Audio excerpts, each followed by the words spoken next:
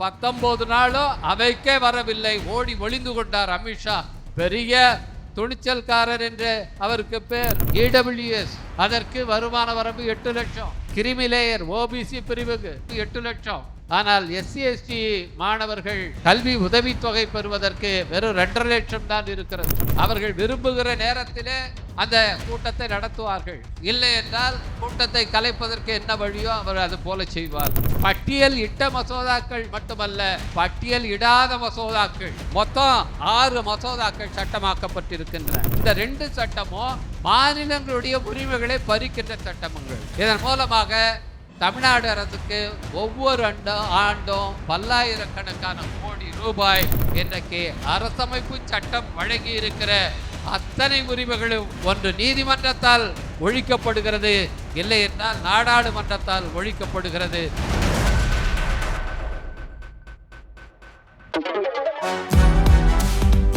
சூப்பரா இருக்கு அம்மா, எனக்கு இதோட சீக்கிரம் தெரியும். Chocolate sweetened condensed milk from milky mist.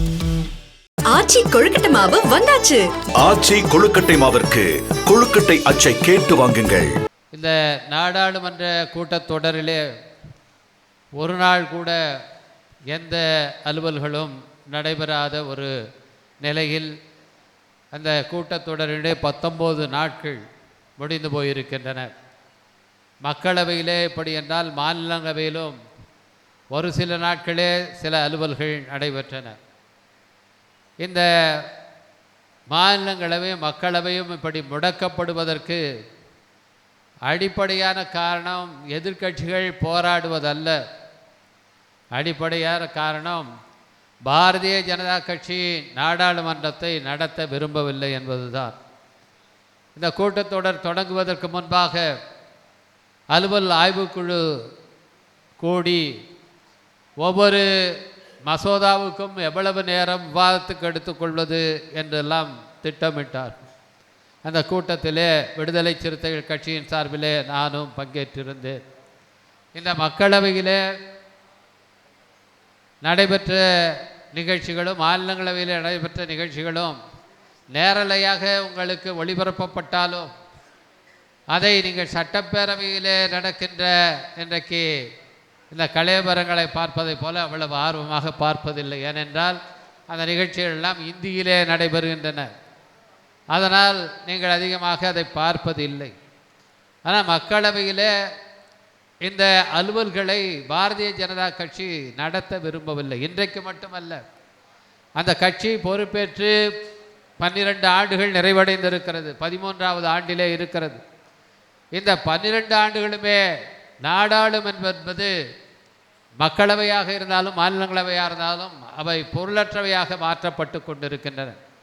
அங்கே விவாதங்களுக்கு உரிய மதிப்பளிப்பதில்லை.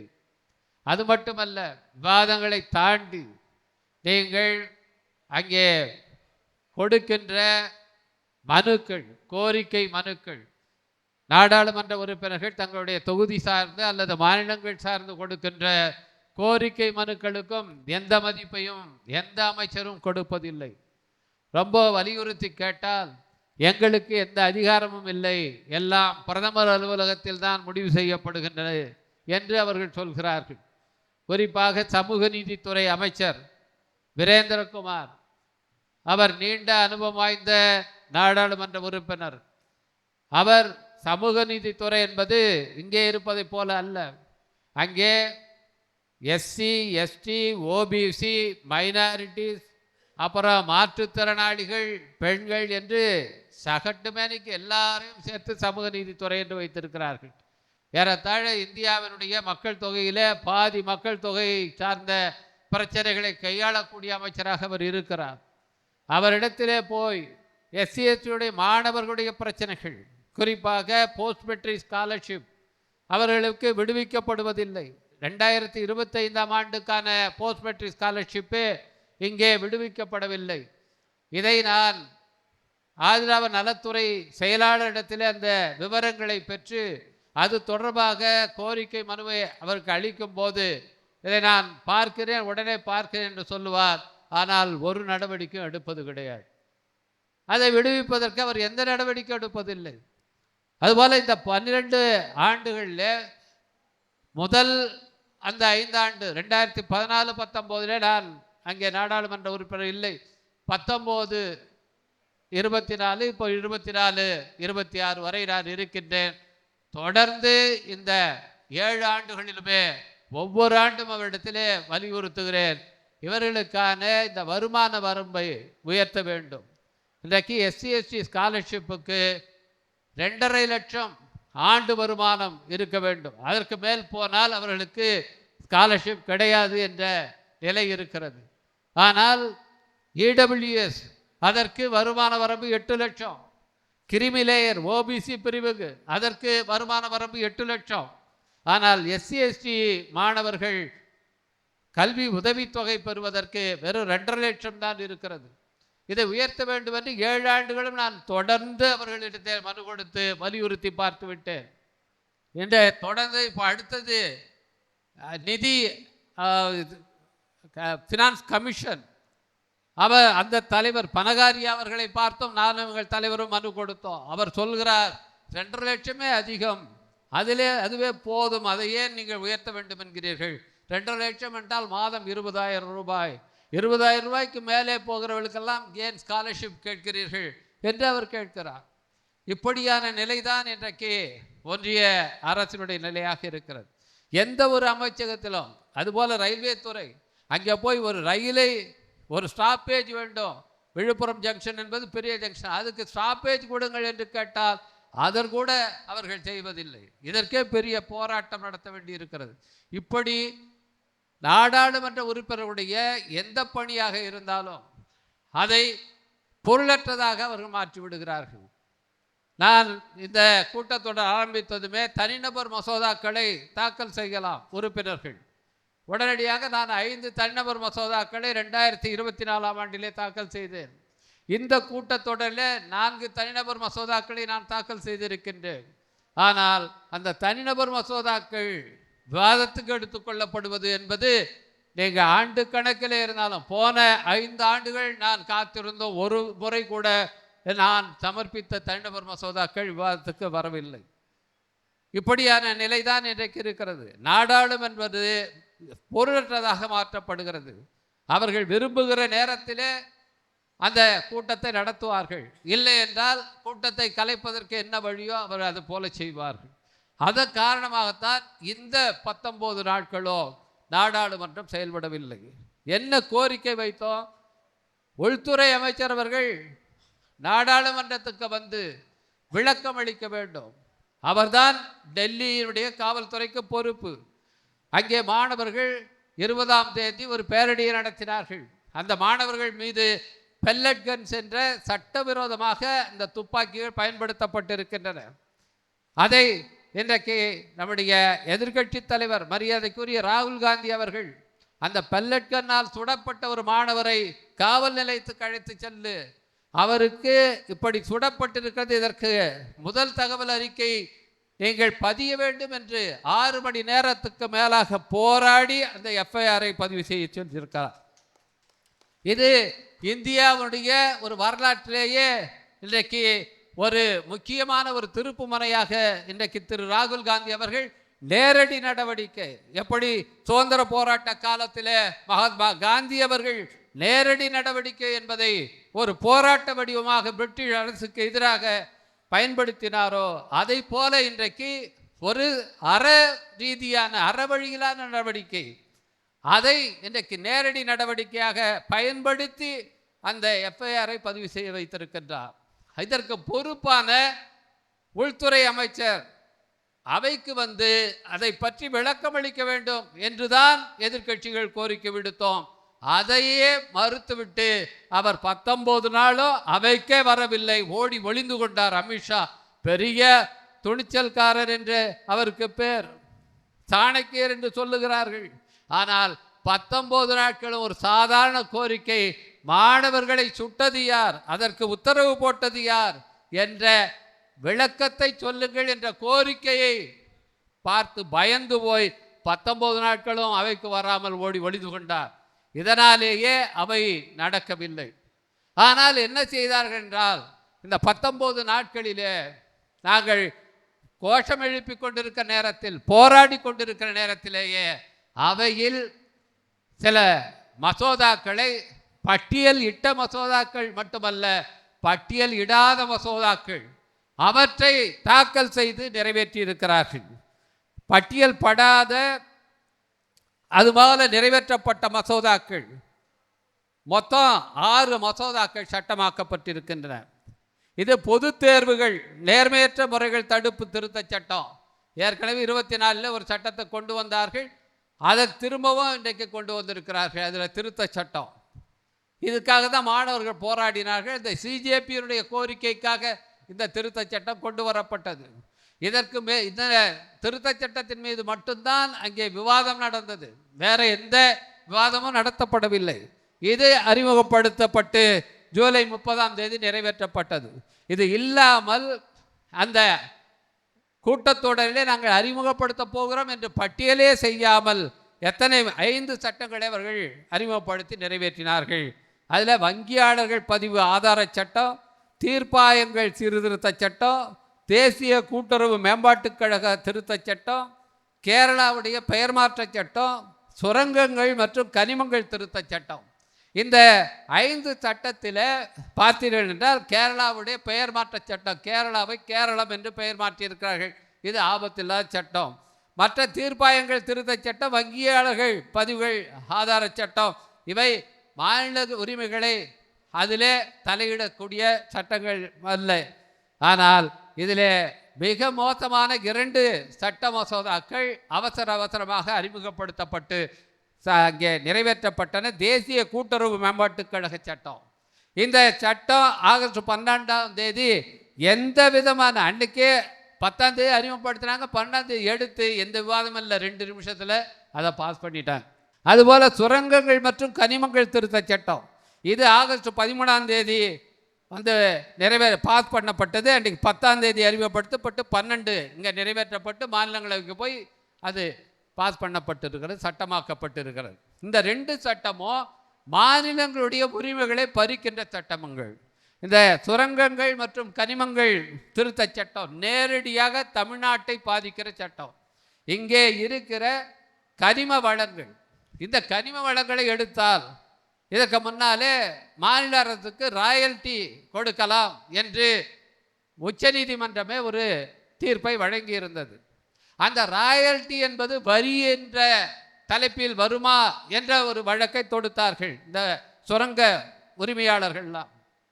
இவர்களே இப்படி வரி போடுகிறார்கள், கூடுதல் வரியாக போடுகிறார்கள், அது வரி என்ற பெயரில் வராது என்று உச்சநீதிமன்றம் 6 நீதிபதிகள் கொண்ட அமர்வு இன்றைக்கு தீர்ப்பு வழங்கியது. அந்த தீர்ப்பு இன்றைக்கு மாற்றப்பட்டு, அந்த தீர்ப்பை மாற்றுவதற்காகவே ஒரு டிசன்ட் இருந்தாங்க, ஒரு ஜட்ஜு, மிச்சம் 6 பேர் அதில் யுனானிமஸாக அந்த தீர்ப்பை கொடுத்தார்கள். மாநிலங்கள் அந்த வரியை வசூலித்து கொள்ளலாம், அந்த ராயல்ட்டியை வசூலித்து கொள்ளலாம். அதனால் என்னாச்சு, இன்றைக்கி சிமெண்ட் தொழிற்சாலைகள் அவர்களிடமிருந்து நமக்கு ராயல்ட்டி கிடைச்சிது.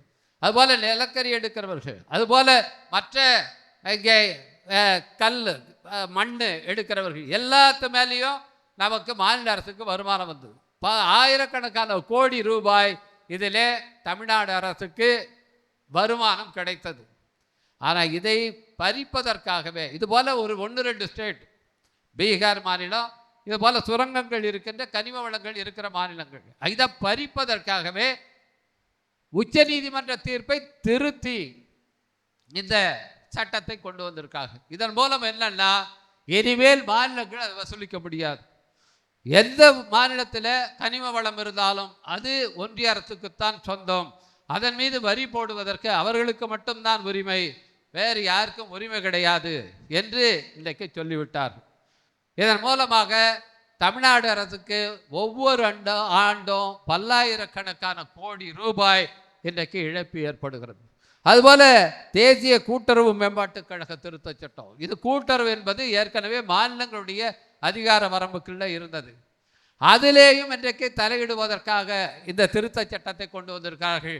இன்றைக்கு எந்த கூட்டுறவு சொசைட்டியாக இருந்தாலும் நேரடியாக அதை கண்ட்ரோல் பண்ணுற அதிகாரம் இன்றைக்கு ஒன்றிய அரசுக்கு போய்விட்டது. இன்றைக்கு இந்த மாதிரி இந்த 2 ஆபத்தான சட்டங்கள் இன்றைக்கு நிறைவேற்றப்பட்டு இருக்கின்றன. அது மட்டும் இல்லாமல் 2 சட்டம் இன்றைக்கி அறிமுகப்படுத்தப்பட்டு பெண்டிங்கில் இருக்குது. அது இதை விட பயங்கரமான சட்டம். அது என்னென்னா விக்ஷித் பாரத் கல்வி ஆதிஷ்டான் சட்ட மசோதா.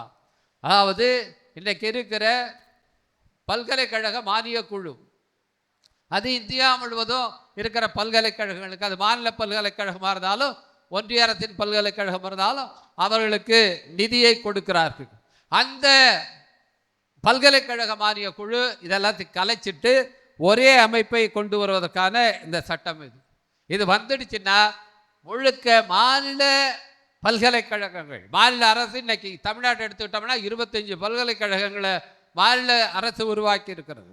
அந்த பல்கலைக்கழகங்களில் துணைவேந்தர் நியமனத்திலிருந்து அங்கே இருக்கிற அதிகாரிகளை நியமனம் செய்வது வரை, அங்கே இருக்கிற நிதி மேலாண்மை, அங்கே இருக்கிற பாடத்திட்டம் என்ன மொழியிலே படிக்க வேண்டும் என்பதை வரை பயிற்று மொழி உட்பட தீர்மானிக்கிற அதிகாரம் ஒன்றிய அரசுக்கு போய்விடும். அதுக்கப்புறம் இங்கே இருக்கிற பல்கலைக்கழகங்கள்லையும் கல்லூரிகள்லையும் இந்தியில்தான் நீங்கள் பாடங்களை நடத்த வேண்டும், இந்தி பயிற்று மொழியாக இருக்க வேண்டும் என்று அவர்கள் இப்பொழுதே அதற்கான ஆணையை பிரிப்பதற்காக சிபிஎஸ்சியில் ஒரு மொழியாக கட்டாயம் இந்தியை படிக்க வேண்டும் என்று ஒன்றிய அரசுடைய கல்வி வாரியத்தில் கீழ் இருக்கின்ற அந்த சிபிஎஸ்சி பள்ளிகளில் இந்தி இன்றைக்கு திணிக்கப்பட்டு விட்டது. அதை போல அவர்களுடைய பல்கலைக்கழகங்களில் ஏற்கனவே இந்தியை கொண்டு வந்து விட்டார்கள். மாநில பல்கலைக்கழகங்களும் அவர்கள் கைக்கு போய்விடும்போது, அவர்கள் அதிகாரத்துக்கு போகும்போது அங்கேயும் இந்தி திணிக்கப்படும், அங்கேயும் இந்தி கட்டாயமாக்கப்படும் என்கிற நிலை இன்றைக்கு உருவாக்கி இருக்கிறது. அது மட்டும் அல்லாமல் இந்த பல்கலைக்கழகங்களை நிர்வகிப்பதில் எந்த அதிகாரமும் எந்த உரிமையும் இதை உருவாக்கிய மாநில அரசுகளுக்கு இருக்காது என்கிற நிலை இந்த சட்டம் கொண்டு வந்தால், இதை பாஸ் பண்ணால் ஏற்பட்டுவிடும். அதை விட பயங்கரமான சட்டம் FCRA சட்டம், வெளிநாட்டு பங்களிப்பு ஒழுங்குமுறை திருத்த சட்டம். அதாவது முதல்ல முஸ்லீம்களுடைய அந்த பொது சொத்துக்களை கையகப்படுத்த அபகரிப்பதற்காக வக்ஃபு திருத்த சட்டத்தை கொண்டு வந்தார்கள். அதிலே நாம் எல்லோரும் போராடினோம். சில திருத்தங்களை மட்டும் கொண்டு வந்தார்கள். இன்றைக்கு அப்படியே அதை பாஸ் பண்ணி வச்சிருக்கிறார்கள். அதுபோல இன்றைக்கு அப்போ பார்த்தீங்கன்னா சில கிறிஸ்தவ அமைப்புகள், குறிப்பாக சிரியன் கிறிஸ்டியன்ஸ் போன்ற அமைப்புகள் கேரளாவில் அந்த வக்ஃபு திருத்த சட்டத்தை ஆதரித்தார்கள். அன்றைக்கு பாஜக எடுத்த நடவடிக்கை ஆதரித்தார்கள். அன்றைக்கு ஆதரித்தவர்களுக்கெல்லாம் இன்னைக்கு வேட்டு வைக்கிற மாதிரி இந்த வெளிநாட்டு பங்களிப்பு ஒழுங்குமுறை திருத்த சட்டத்தை கொண்டு வர. அதனால் பார்த்தீங்கன்னா எந்த அமைப்பு வெளிநாட்டிலிருந்து நன்கொடை பெற்று ஒரு நிறுவனத்தை உருவாக்கினால் அந்த FCRA லைசன்ஸை ஒவ்வொரு ஆண்டும் புதுப்பிக்க வேண்டும். அப்படி புதுப்பிக்கும் போது எந்த ஊரில் என்ன வேலைக்காக நீங்கள் நன்கொடை பெறுறீங்க அதை மட்டும்தான் நீங்கள் அதுக்கு மட்டும்தான் பயன்படுத்தணும். கல்விக்காக நன்கொடை பெறுகிறோம் என்று சொல்லி எல்லா இடத்துலையும் கல்வி பணி செய்ய முடியாது.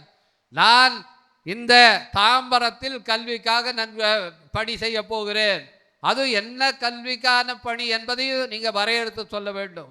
இப்படியெல்லாம் பல கட்டுப்பாடுகளை விதித்து அந்த லைசன்ஸை புதுப்பிப்பதற்கு ஏராளமான கட்டுப்பாடுகள், தடைகள்.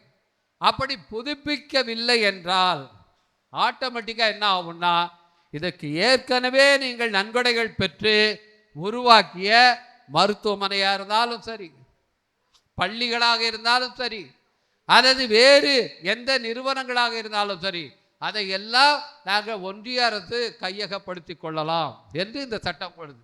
இதன் மூலமாக இந்தியா முழுவதும் 100 ஆண்டுகளுக்கு மேலே இன்றைக்கு பள்ளிகளை துவங்கி இந்தியாவில் கிறிஸ்துவ மிஷனரிகள் நடத்தி கொண்டிருக்கிறார்கள்.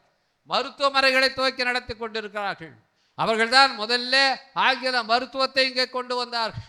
அவர்கள்தான் பிரிட்டிஷ் ஆட்சி காலத்தில் இந்த கல்வியை கொண்டு வந்தார்கள். ஏழை எளிய மக்களுக்கு இலவசமாக கல்வியை தந்தார்கள். அதனாலே தான் ஏழை எளிய மக்களிலிருந்து பல பட்டதாரிகள் உருவானார்கள்.